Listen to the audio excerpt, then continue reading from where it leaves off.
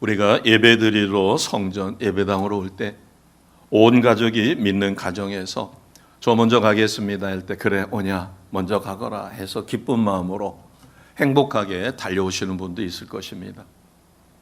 그러나 때로는 믿지 않는 가정, 그리고 아내가 믿을 때 남편의 핍박, 또 남편이 믿고자 할 때 아내가 깐족거리며 못 가게 방해를 하고, 식구들 중에서 예배드리러 가려고 하면 심령을 홀렁 뒤집어 놔서 눈물 없이는 교회로 달려올 수 없는 그런 경우도 있을 것입니다.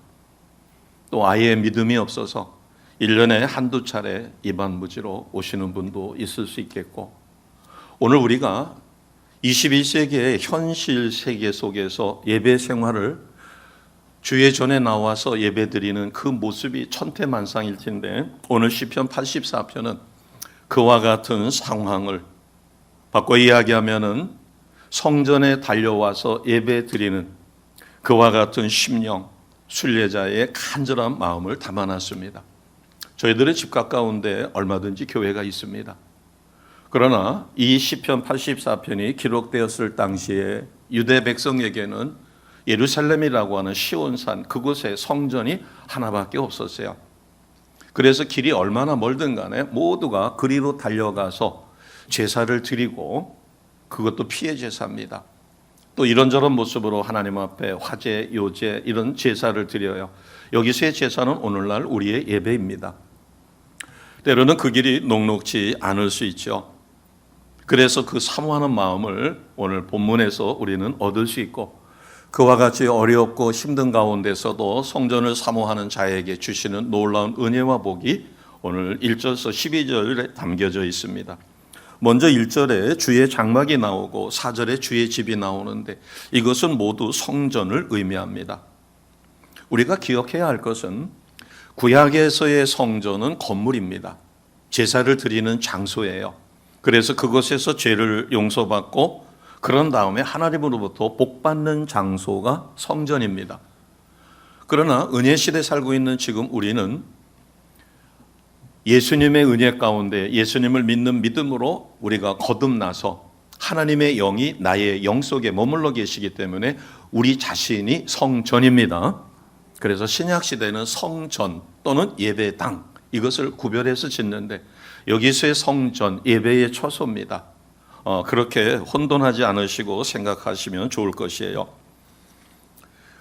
시편 84편 전체를 살펴보면 성전은 하나님의 임재, 하나님이 계시는 곳, 그래서 하나님을 만나고 죄사함을 받고 복을 받는 곳, 또 그러다 보니까 성전에 가서 있기만 해도 너무 좋은 거예요. 삶의 안식이 얻어지는 곳이기 때문에 그렇습니다.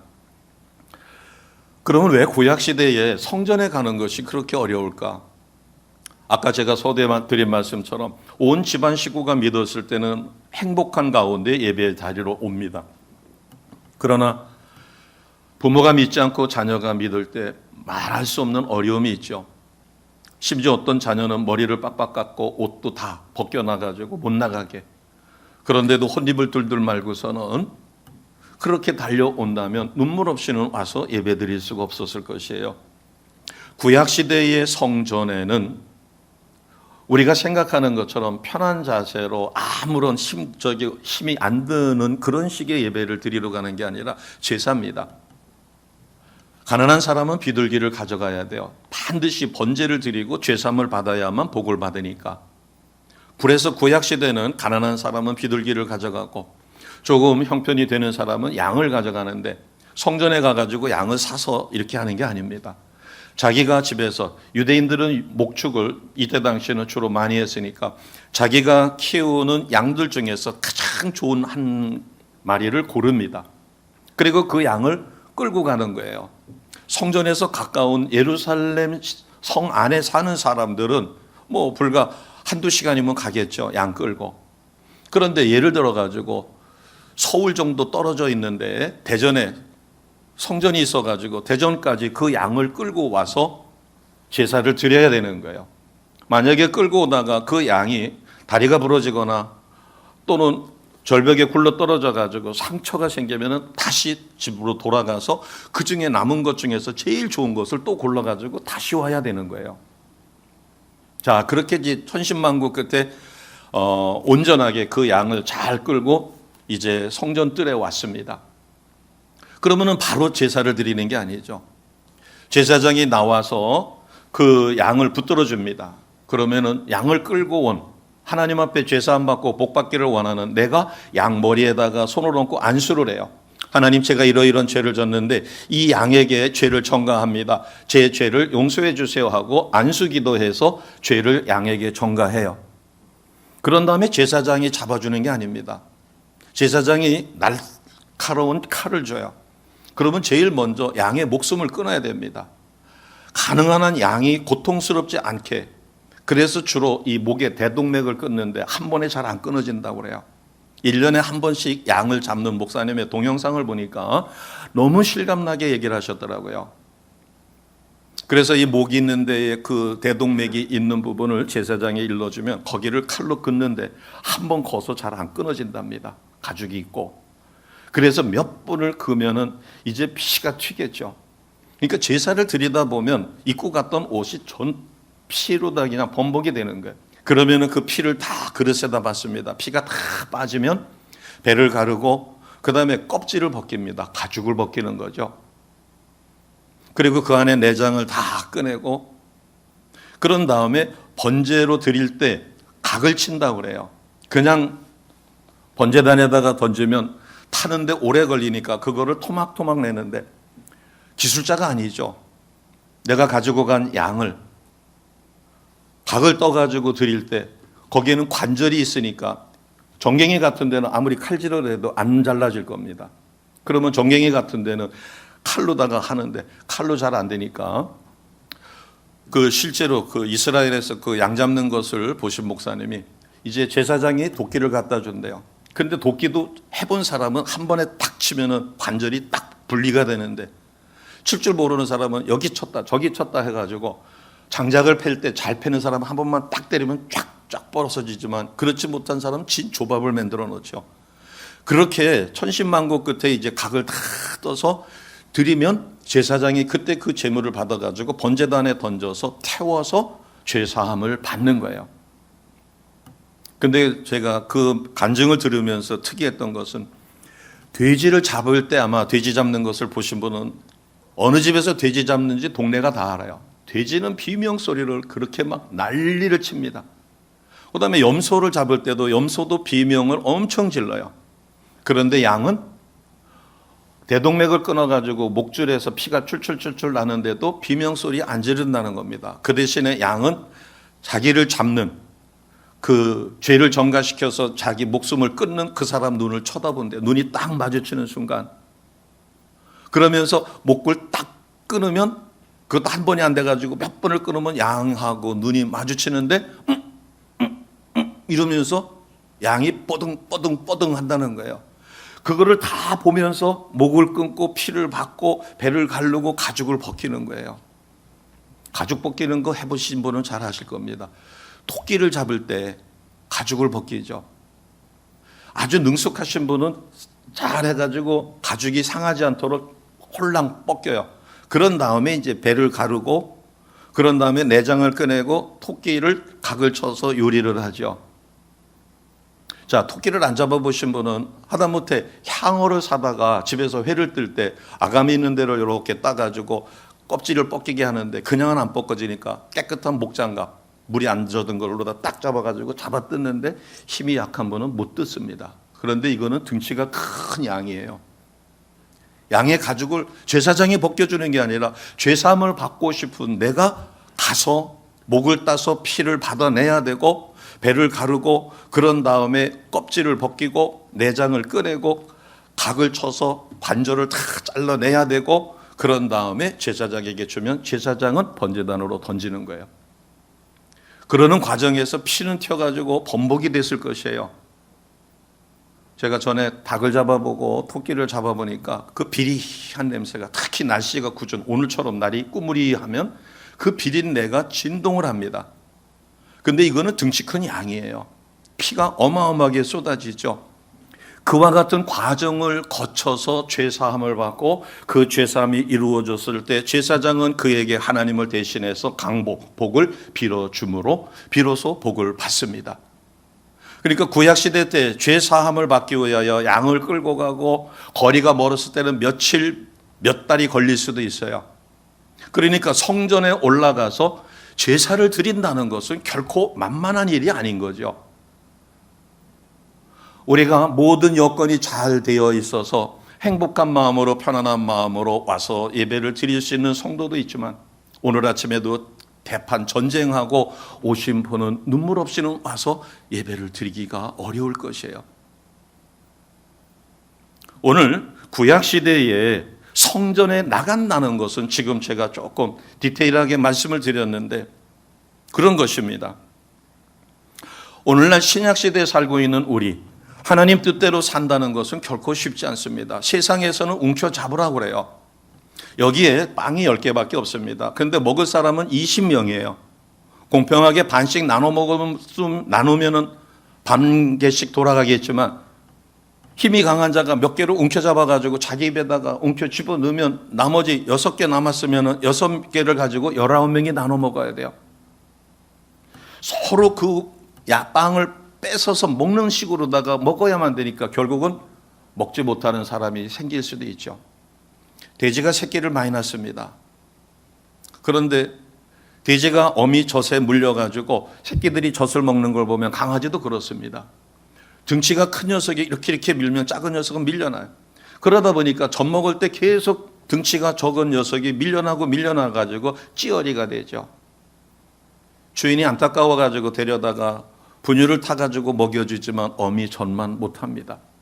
그래서 다른 녀석들은 등치가 큰데 이 녀석은 등치가 작으니까 커가면서도 계속 치이는 거예요. 놀이할 때도 나가 떨어지고. 세상에서는 움켜잡으라고 하는데 주님은 우리에게 내려놓으라고 말씀하셔요. 베풀라고 말씀하십니다.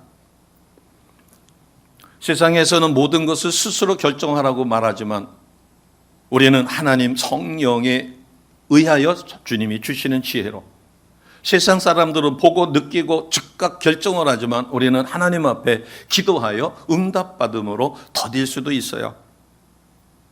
세상 사람들은 나에게 해코지를 하면은 당연하게 왼수 갚는 거예요. 응징을 해서 다시는 그렇게 못하도록 합니다. 그러나 주님은 용서하고 사랑하라고 가르쳐 주셔요. 우리가 하나님의 거룩한 성전이 되었기 때문에 구약시대처럼 피 흘리는 제사를 통한 번거로움은 우리가 피했지만 그러나 주의 영이 머무는 성전으로 내가 거룩한 삶을 이 땅에서 사는 것은 성전에 나가는 것만큼 만만치 않을 수 있어요. 왜? 21세기의 삶은 우리의 일상의 삶 그 전체가 하나님 앞에 드려지는 예배입니다. 구약시대는 양을 끌고 먼 길을 가가지고 번제를 드리고 하나님 앞에 복받고 이것이지만 21세기는 이미 예수님이 그 피의 제사는 십자가에서 완벽하게 이루어 주셨기 때문에 삶 속에서 주님 뜻대로 사는 것이 우리에게는 거룩한 성전을 지키는 것이 되는 거죠. 성전은 하나님의 임재를 체험하는 곳입니다. 그리고 삶의 안식을 얻을 수 있는 곳이에요. 자, 그러면 오늘 시편 기자를 통하여 성전을 사모하는 자들이 누리는 축복을 크게 세 가지를 살펴보겠습니다. 먼저 5절에 있습니다. 5절 나에게 주시는 첫 번째 축복으로 우리가 아멘으로 선포합니다. 시작. 주께 힘을 얻고 그 마음에 시온의 대로가 있는 자는 복이 있나이다. 아멘. 주께 힘을 얻어야만 성전으로 갈 수 있는 거죠. 성령의 감동을 받아야만 예배의 자리에 달려올 수 있는 거예요. 그래서 먼저 주께 힘을 얻는 은혜를 얻습니다. 하나님이 주시는 첫 번째 축복은 주께 힘을 얻는 축복이에요. 그러면 주께 힘을 얻었어요. 얻으면 성전으로 가는데 시온의 대로가 활짝 열려 있는 게 아닙니다. 여기서 시온의 대로는 예루살렘 성에 있는 성소를 향하여 가는 길, 오늘날 우리처럼 고속도로가 뚫려 있거나 길이 잘 닦여 있는 게 아니에요. 성지를 잘 아시는 분은 이미 기억이 나실 겁니다. 이 예루살렘 성은 약간 언덕에 있어요. 성전이. 그러면은 저 위에 단이라고 하는 데서부터 북쪽에 있는 곳에서 예루살렘 성전으로 오려면은 높은 산과 깊은 골짜기를 통과해야 합니다. 험한 길이에요. 그 다음에 남쪽에서 이제 북쪽으로 예루살렘을 향하여 성전을 향하여 올라갈 때는 광야를 건너가야 합니다. 거기에는 또 사막도 있어요. 사막과 광야를 거쳐가요. 그러니까 결국 성전이 있는 예루살렘으로 가는 길은 어느 쪽에서 가든 간에 결코 평탄한 길이 아니에요. 고속도로가 탁 뚫려 있는 그런 길이 아니라는 거죠. 좀 편한 길이 있습니다. 해변가 길이에요. 그런데 해변가 길은 블레셋 사람들이 차지하고 있기 때문에 그들을 피해서 편한 길을 갈 수는 있겠지만 걸리면 죽습니다. 그러니까 이 성전으로 올라가는 길은 결코 쉽지 않아요. 그런데 여기 왜 시온의 대로라고 해놨을까? 그래서 이 시온의 대로를 어디서 얻어야지 돼요? 자, 5절을 다시 한번 보겠습니다. 시온의 대로가 어디 있어요? 이스라엘 땅에 있어요. 어디에 있어요? 그 마음에. 우리가 성전을 향하여 달려올 수 있는 예배를 드리러 달려오는 마음에 시온의 대로가 있으면 어떤 역경과 환란이 있어도 아멘 하고 다 물리치고 기쁜 마음으로 달려옵니다. 그러나 내 마음에 시온의 대로가 없으면 나오려고 하다가 조금만 어려움이 있으면 주저물러 앉고 오다가 또 시험 들을 수도 있고, 그래서 반드시 누구에게 힘을 얻어야 돼요? 주께 힘을 얻고 하나님이 주시는 능력으로 어떤 역경과 환난도 다 물리치고 예배의 자리로 달려올 수 있는 시온의 대로가 내 마음에 열려 있어야 합니다. 시온의 대로가 우리 사랑하는 성도님 심령마다 열려지시기를 주님의 이름으로 축복합니다. 이것이 첫 번째 주시는 축복이에요.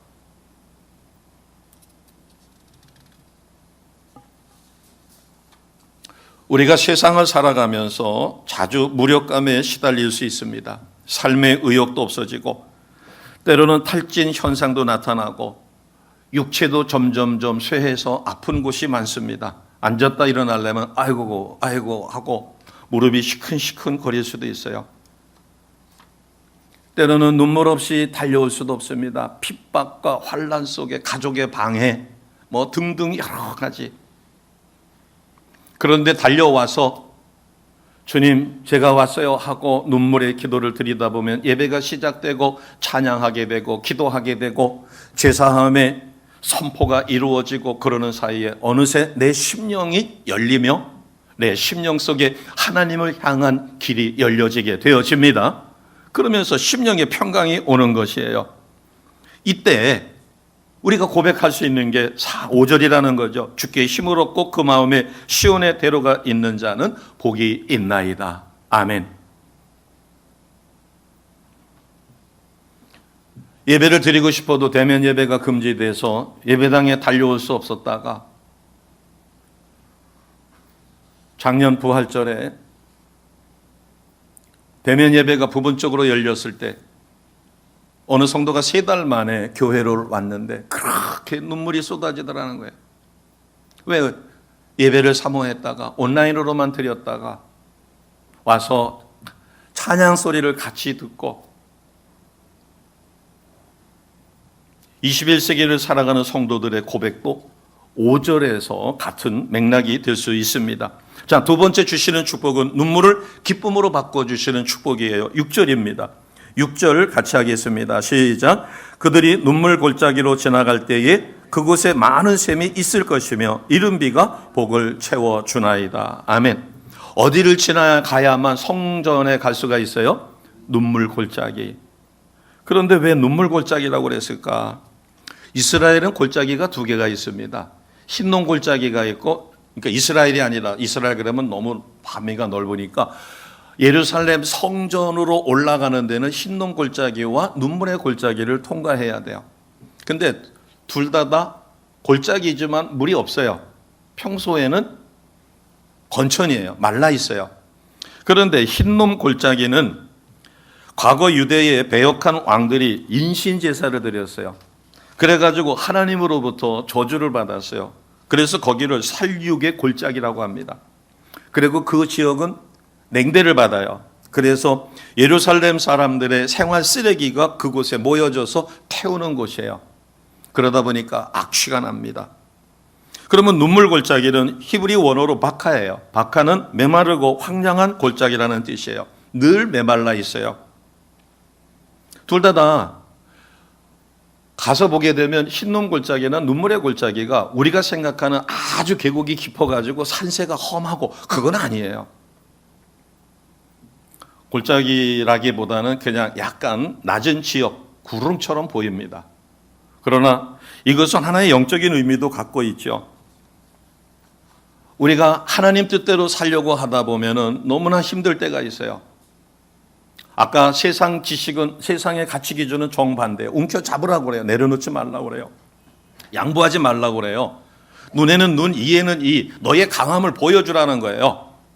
그 다음에 네가 딱 느껴가지고 느끼는 대로 즉시 판단해가지고 일사천리로다가 해결하라는 거예요.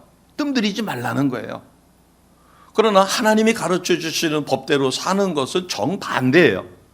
그러다 보니까 우리가 현실 세계에서 부딪히는 여러 가지 많은 어려움이 있어요. 이것을 눈물 골짜기라고 이야기한다면, 그런데 놀라운 사실은 눈물 골짜기가 무엇으로 인하여 복을 받아요? 6절을 다시 한번 보겠습니다. 그들이 성전으로 나가기 위해서는 눈물 골짜기를 지나가야 되는데 감사하게도 그곳에는 뭐가 있어요? 많은 샘이 있다. 목마름을 죽일 수 있는 샘이 있을 것이고, 있다라는 개념이 아니라 있을 것이고, 뭐가 복을 줘요? 이른 비. 우리는 비가 많이 오는 지역에 있습니다. 온대 몬순 계절 기후에 있어서 우리는 1000mm 이상 와요. 그러나 이스라엘은 비가 평소에 전혀 안 와요. 씨를 뿌릴 때가 되면 늦은 비가 내립니다. 그 비가 와서 땅이 촉촉하게 부드러워져야 씨를 뿌려요. 그 다음에 수확할 때가 되면 이른 비가 와요. 우리랑 개념이 반대입니다. 이른 비가 와야만 곡식이 잘 익어가지고 풍성한 수확을 거둬요. 그래서 이 눈물 골짜기를 지나는데 그곳에는 하나님이 예비하신 샘이 있어서 샘이 솟아남으로 목마름을 죽일 수가 있습니다. 그때마다. 내가 하나님 앞에 필요한 것이 있어서 간절히 기도했어요. 우리도 하나님이 이 예배당을 매각시켜 줄 때 하나님의 때에 우리가 눈물의 기도를 드렸을 때 극적으로 해결해서 정말 무거운 짐을 덜어주셨어요. 생각할 때마다 너무나 극적이고 감사하죠. 우리 인생살이가 눈물의 골짜기라면 때로는 너무나 목이 말라, 하나님 목말라요, 물 좀 주세요, 하나님 너무너무 힘들어요, 저 좀 도와주세요, 구원해 주세요 라고 부르짖을 때 하나님이 그때마다 샘이 솟아나 목마름을 채워주십니다. 바로 그 얘기예요. 눈물의 골짜기를 지날 때 하나님이 많은 샘을 준비해놔서 목마름을 죽일 수 있고, 이른 비가 내려짐으로 수확을 거둘 수 있도록 도와주시는 것이죠. 이것이 바로 눈물을 기쁨으로 바꾸는 축복인 것이에요. 사랑하는 성도들이 예배 자리에 달려오기 전에 이런저런 일로 마음이 너무 아파요. 그래서 하나님 앞에 눈물로 기도합니다. 눈물 골짜기죠. 하나님, 저 왔어요. 제가 예배 자리에 오기 전에 이런 일이 있어가지고 제가 마음이 너무 상했어요. 이 상한 마음 가지고 주님 앞에 도저히 드릴 수 없으니까 주님, 제 마음 좀 위로해 주세요. 제 마음에 지금 원망도 있고 불평도 있고 누구를 죽이고 싶은 악한 마음이 있으니까 이것을 불로 태워주세요. 성령의 불로. 그럴 때 주님께서 성령의 불로 싹 태워 평강을 주십니다. 아멘. 이게 많은 샘일 수도 있고 이게 이른 비의 복일 수도 있어요. 그렇게 해서 성전에 도다르게 만들어주는 거예요. 자, 여기서 우리가 관심 있게 봐야 되는 것은 많은 샘은 그 골짜기 안에 있어요. 그러니까 내부에서 나의 심령 안에서 일어나는 일이라고 보면 되겠죠. 이른 비는 어디서 와요? 하늘에서 내리죠. 이것은 외부에서 얻어지는 복입니다. 성도는 하나님께서 안암팍으로 복을 주십니다. 내 영 안에서 주님이 주시는 평강이 있고 환경을 통해서 하나님께서 놀랍게 역사해 주시는 역사가 있어요. 저는 우리 성도님들이 모두가 남은 자여 그루터기가 돼서 이곳에서 하나님이 예비하신 마지막 유종의 미를 거두고 그루터기와 남은 자의 복을 누리시기를 주님의 이름으로 축복합니다. 그런가 하면 이제 외부적으로 우리가 또 가야 할 그곳에서 하나님이 예비하신 놀라운 은혜가 있어요. 이른비가 내릴 때는 밭을 일궈야 합니다. 아니면 수확을 거둬야 되는 거죠. 그래서 많은 샘은 골짜기 내부에서 얻어지는 것이고 이른비는 외부에서 얻어지는 복. 그래서 결국 성도는 안암팍의 복을 받아 누리게 되고, 그러다 보니까 그 마음에 하나님의 은혜가 임하여 성전을 향하여 하나님을 향하여 자신의 삶을 드리는데 시온의 대로가 열려 있는 것입니다. 아멘.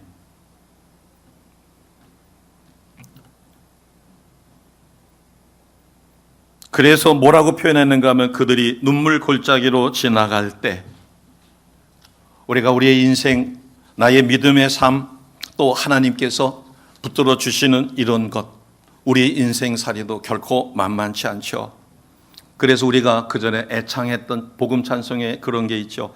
인생길 험하고 마음 지쳐 살아갈 용기 없을 때 너 홀로 앉아서 탄식치 말고 예수님의 품으로 오라는 복음 찬양이 있죠. 예배의 자리에 나오기 직전까지만 해도 너무너무 마음이 아팠고 주체할 수 없었던 눈물. 그러나 예배 자리에 참여해서 찬양 부르고 기도를 드리며 말씀 들을 때 어느새 하나님의 따뜻한 손길이 임하여 위로해 주셨고 나의 염려와 걱정, 근심을 제거하고 심령에 말할 수 없는 평강을 주십니다. 아멘. 이것을 체험하면 예배 자리가 이렇게 사모될 수밖에 없는 거죠. 하나님이 너무너무 감사한 거예요. 하나님의 따뜻한 손길이 그리워지는 거죠. 그러면서 옆 사람과 인사 나눌 때 그전에는 건성으로 안녕하세요, 안녕하세요 그랬는데 내 심령 속에 주님의 따뜻한 위로와 만지심이 있을 때는 정말 옆에 있는 성도가 그렇게 귀할 수가 없죠. 내게 상처와 고통이 많을수록 우리는 그 상처에 집중하는 게 아니라 내가 그런 어려움을 겪었으니까 누군가에게 도움을 줄 수 있다는 거죠. 치료자가 될 수 있다는 거예요. 한 번도 교회의 어려움을 겪어보지 않던 어느 목사님이 믿었던 도끼에 발등 찍히는 식으로 믿고 의지하며 같이 지냈던 성도로부터 큰 어려움을 겪었습니다. 전화가 왔어요. 그래서 생각이 나서 전화했다는 거예요. 저야 그런 경험이 여러 번 있었으니까. 그래서 누구를 찾아가서 뭐를 어떻게 해볼까 그러시길래 제가 그랬습니다. 성령께서 강권적으로 역사하지 아니하시면 그렇게 하지 마세요. 또 스스로 찾아와서 돕겠다고 왜 무슨 일이냐라고 물었을 때 있는 사실만 이야기하는데도 그것이 시험에 들 수가 있더라. 차라리 그것보다는 하나님 앞에 눈물로 나아가 하나님 앞에 직고하고 하나님 앞에 선을 이뤘고 혼을 이뤘고 하나님 해결해 주세요라고 눈물의 기도가 쌓여지면 자연스럽게 해결되더라. 아마 우리 성도님들도 눈물의 골짜기를 수없이 통행했을 것이라고 믿습니다. 그래서 어떤 고백이 이루어질까? 7절입니다. 7절. 나와 우리에게 주시는 은혜의 말씀으로 우리가 담대하게 선포합니다. 이와 같이 눈물의 골짜기를 통과하여 복을 얻은 자의 고백입니다. 7절 같이 갑니다. 시작. 그들은 힘을 얻고 더 얻어 나아가 시온에서 하나님 앞에 각기 나타나리이다. 아멘. 이와 같은 눈물 골짜기를 통과하며 많은 샘으로 인하여 이른비로 인하여 복을 받은 자가 마음의 시온의 대로가 열려 드디어 성전으로 올라가는 것입니다. 그래서 그들은 힘을 얻고 더 얻어 나아가 시온에서 하나님 앞에 각기 나타났다. 그러면 하나님이 이제 세 번째로 예비하신 은혜와 복을 주시는데 그것이 바로 9절입니다. 9절 같이 선포합니다. 시작. 우리의 방패이신 하나님이여 주께서 기름 부으신 자의 얼굴을 살펴보옵소서. 아멘. 하나님이 뭐가 되주셔요? 방패가 되주시는 거예요. 우리는 믿음의 방패가 있습니다. 믿음으로 견고하게 방패를 가지고 있으면 의심의 불화살이 와서 꽂힌다 하더라도 생명을 잃지 않습니다. 그러나 방패가 없으면 나의 심장에 와서 꽂히면 생명을 잃을 수 있겠죠. 그래서 믿음이 견고한 사람은 믿음의 방패로 막아내기 때문에 믿음에 의하여 신앙이 흔들림이 없어요. 자, 눈물의 골짜기 성전으로 향하는 과정에서 많은 어려움이 있었는데 뭐라고 고백하는가 하면 하나님을 방패이신 하나님. 그래서 주의 백성을 살펴보신다. 우리가 사망의 음침한 골짜기를 다닐지라도 해받지 않을 것은 주께서 나와 함께 하심이라. 다윗의 고백이죠. 우리가 IMF 시대에도 불안하기 짝이 없었어요. 어떻게 살아야 되지? 코로나로 인하여 직장을 잃은 사람들이 많습니다. 교회도 재정은 점점 줄어들지요. 심지어는 교회가 유지하지 못해서 경매로 나오는데도 부지기수입니다. 서울만 해도 대형 교회들이 성도들의 삶도 어려워지기 시작합니다. 그런데 하나님이 뭐가 되주신다고요? 방패가 되주신다. 자, 11절을 보겠습니다.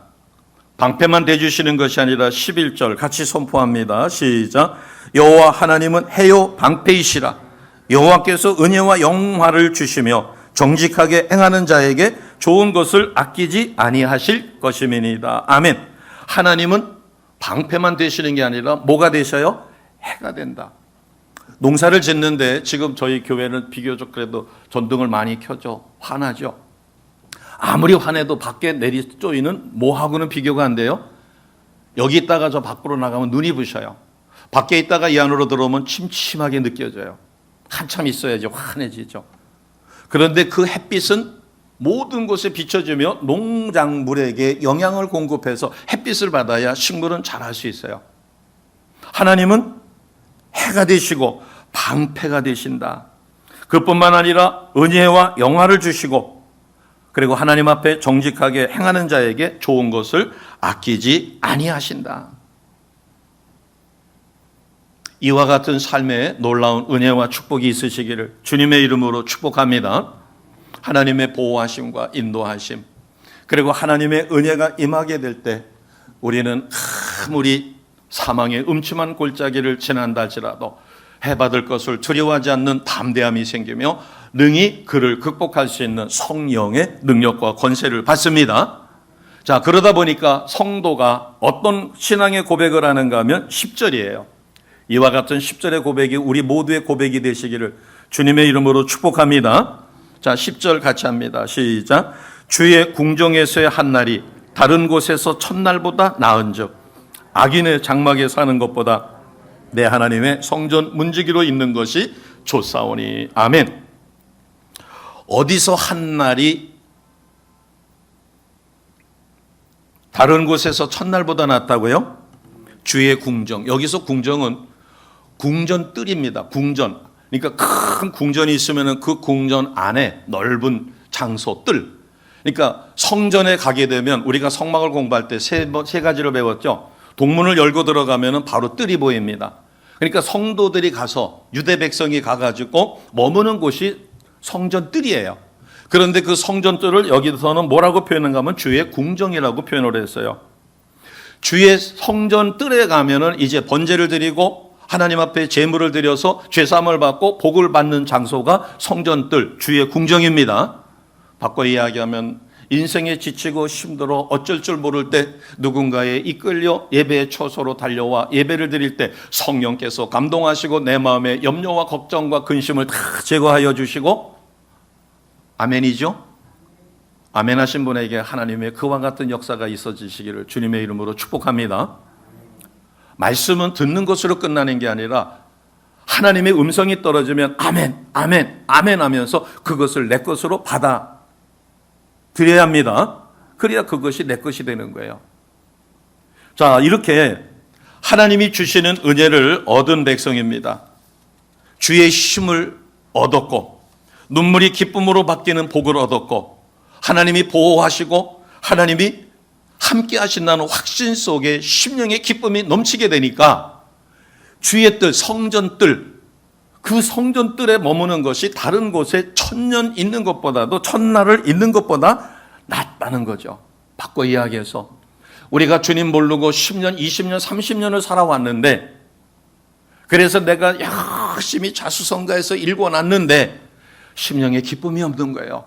가질 만한 것을 가졌고 권세도 있고 명예도 있고 세상 사람들이 부러워할 만할 것을 가졌는데도 심령에 기쁨이 없고 평강이 없는 거예요. 그런데 놀라운 사실은 하나님이 은혜를 주시고 예배의 처소에 달려와 은혜를 받으니까 심령에 뻥 뚫어진 것 같은 그 공허로움이 확 채워지고, 비록 내가 많은 것을 가지지 못했더라도 하나님이 주시는 은혜와 평강이 있으니까 나는 행복하다는 고백을 할 수밖에 없는 심령의 변화가 일어납니다. 그런 체험을 하고 나니까 뭐라고 고백해요? 주의 궁정의 한날이 다른 곳의 첫날보다 낫습니다. 이런 고백이 있으시기를 주님의 이름으로 축복합니다. 하나님 뜻대로 살다 보니까 누가 검은 돈을 줘요? 공짜예요. 먹으면 내 거가 되는 거예요. 그런데 성령께서 감동을 주시는 거예요. 안 돼. 그거는 악한 거야. 그건 안 돼. 먹으면 탈락. 그래서 안 먹었어요. 그랬더니 그 돈을 다른 사람이, 옆에 있는 동료가 먹었어요. 한 10년 동안 잘 나가는 것처럼. 그래서 자기보다 고급 자가동도 타고 저택도 사고 뭐 해가지고 잘 나가요. 동창회 가가지고 그렇게 삐까뻔쩍하게 의시되고 난리가 났어요. 친구들이 야, 너 똑같은 회사에 있는데 쟤는 저런데 왜 너는? 그런데 10년 후에 탈이 나가지고 교도소 갔어요. 자, 10절에 어떤 고백이에요? 악인의 장막에 사는 것보다 어디에 있는 게 낫다고요? 주의 성전 문지기로 있는 것이 낫다. 여기서의 문지기는 아주 귀한 직분이 아닙니다. 부정한 방법으로 높은 지위에 올라갔어요. 그러나 나는 그것이 성령께서 아니다라고 해서 그렇게 못했어요. 검은 돈도 먹지 않으니까 그냥 월급 가지고 소소하게 살 수밖에 없어요. 그런데 시간이 지나고 보니까 10절처럼 주의 궁정에서 한날이 다른 곳의 첫날보다 낫고 악인의 장막에서 사는 것보다 하나님의 성전의 문지기로 있는 것이 낫다는 신앙의 고백이 아름답게 들려집니다. 이와 같은 체험이 있었을 때, 그래서 신약시대에 살고 있는 우리는 이것을 어떻게 구체적으로 표현하기가 그렇지만 시편 84편은 현실을 살고 있는 우리에게도 예루살렘 성전에 올라가서 주님을 만나고 하나님을 만나고 죄사함을 받고 복을 받는 그와 같은 과정이 아주 리얼하게 표현되어 있어요. 자, 이제 저는 말씀을 정리하고자 합니다.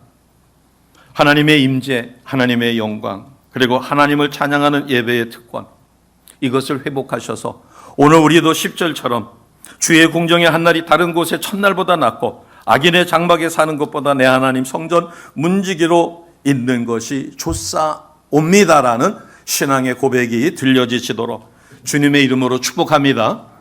그런데 주님의 성전의 문지기는 영광스러운 자리죠.